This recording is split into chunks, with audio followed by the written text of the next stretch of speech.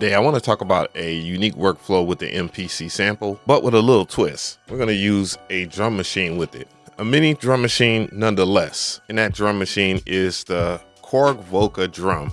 This joint's been around for a while. I have it linked in the description box. I've had this for years, and there's a lot I like to say about this off top. One thing I would like to say about the Korg Volca Drum is this one unique thing is the level of sound design that you can get, and some of the things that the MPC Sample excels at will help this drum machine become even better. I won't go into full detail of how to set up these two because of this reason right here, because I recently did this video on the channel, and basically in that video I break down how you would set up anything to the MIDI in, MIDI out, and the sync out, which we're going to use in this video. I have it linked in the description box so you can check it out. The cool thing about portable devices, it's easy to get them to work with each other. All you basically have to know is just do a little bit of research on how to sync up to whatever device that you want. I'm already knowing of what I want to do, so I just basically just plug it up to the back. If I have to look at the back, then I'll look at the back, but I know that how it will function, and I'm just using a modular wire so I can hook it up. Then I'll just plug up the audio cables so that you get audio, because that's important, right? If you want to sample any of the drum stuff, right? So let's do that. Plug it up. FYI, the Korg Volca Drum does have a built-in speaker similar to the MPC Sample. They're very similar, as the quality is ass on this and the quality is ass on that. I'm gonna go ahead and press the power button though. Everything is synced correctly to the Volca. Then all you have to do is just press the play, and then you'll see some blinking right around in here. I give you a top view so you can see how it looks like from the top down. You'll see it's blinking to the BPM on here. Now to give you a preview of the sounds on the Korg Volca Drum are ridiculous. So if you just want to essentially sample stuff into the MPC Sample, then you will be blessed. And it has different layers. You can switch it. I think I need to change the battery though. To give you a general idea of what I'm doing here, I will just go ahead and press the play button. Well, the play button is already pressed, and then I will just hit the play button on the MPC Sample, and you'll hear a sequence.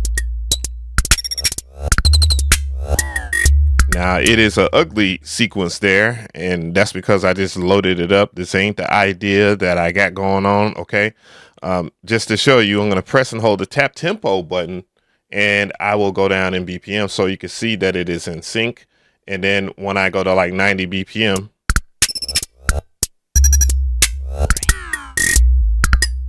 you can hear all kinds of wild shit going on, but it's in sync with the MPC Sample. But what I'm going to do is this right here. I'm going to show you basically what I want to do is load up a program. I'm going to load up another program. I'm going to pick it, and I believe you hit play, or if not, function, and then it will play another sequence or whatnot as soon as I hit the play button, of course. Now you're starting to get where we're trying to go with this. I would utilize something like the Volca Drum to come up with different patterns and stuff like that for whatever exists inside of my MPC Sample. If you remember the beat from the Roland J6 video, I have it loaded now, and I have some random stuff going on the Volca Drum. What I'll do is I will play it.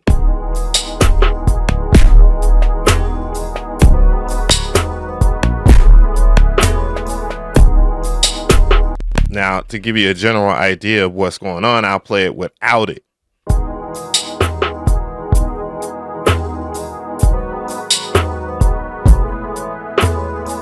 You can see I lost a lot of the flair or whatever. I'm not saying that any of this stuff sounds good. I'm just showing you a prime example.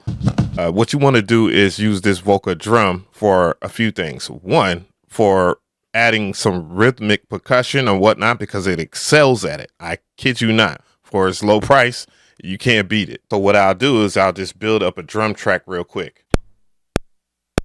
4.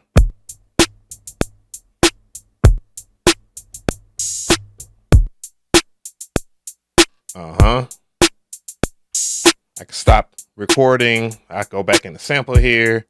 I'm gonna go right over here. Let's add like the stuff in here. All right.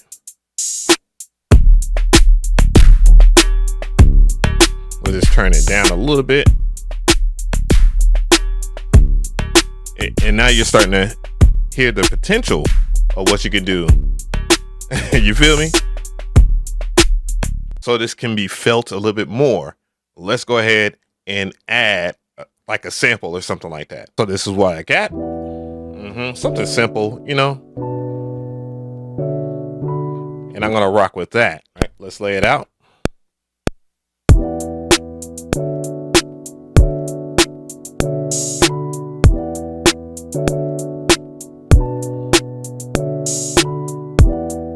And there we go. Then we'll add the Korg Volca Drum to add more excitement. Let me go ahead and turn on the Volca Drum here, or press play. Let's say you like what you came up with, but you want to explore the Volca Drum a little bit more than what we have so far. We'll just go over here and select a new pad. I'm going to select this pad just because I always like my drums to be close by. And what I'll do is I'll just turn off the Volca and then turn on the Volca. I always say turn off and on. I'm hitting the play button. And what I'll do here is go into sample record and then press this pad. And once it's ready to go, you press play. It will record everything in.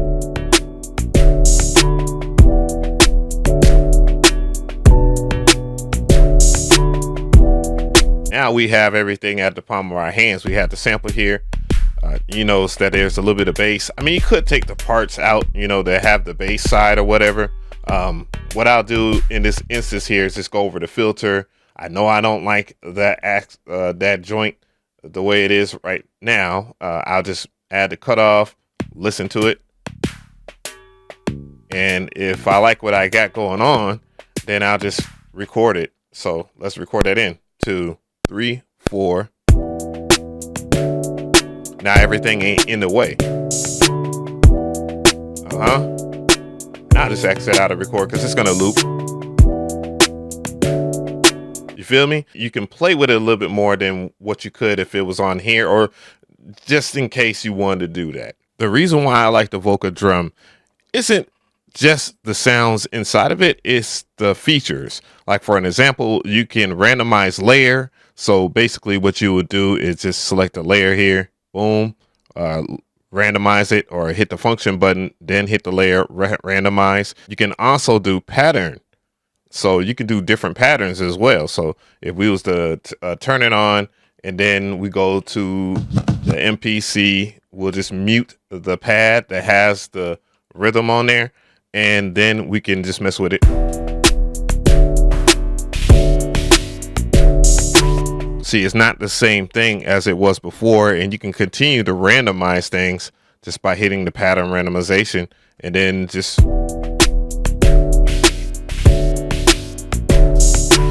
go about your business. Now you can program steps and stuff like that. You would just pick out whatever part that you want, and then you would edit the steps as you go. So I believe you hit function and then you pick a pad or whatnot, and the parts will show you on the screen basically what you're going to edit out. And you can change the layers and stuff like that too. So it's a whole bunch of shit. Now, without a shadow of a doubt, this is probably one of the best drum machines that I have encountered, and it doesn't even cost that much. I think I paid maybe $300, maybe $250 5 years ago, and I still stand by it. I haven't been able to show it off because I don't necessarily like working with the MPC, like the bigger units with one of these smaller machines, and the MPC Sample, you know, not taking up so much desk real estate makes it easier for you to use smaller products like these. And dog, I don't really co-sign a lot of what Korg drops outside of the Triton, bro. You know what I'm saying? Old head type shit.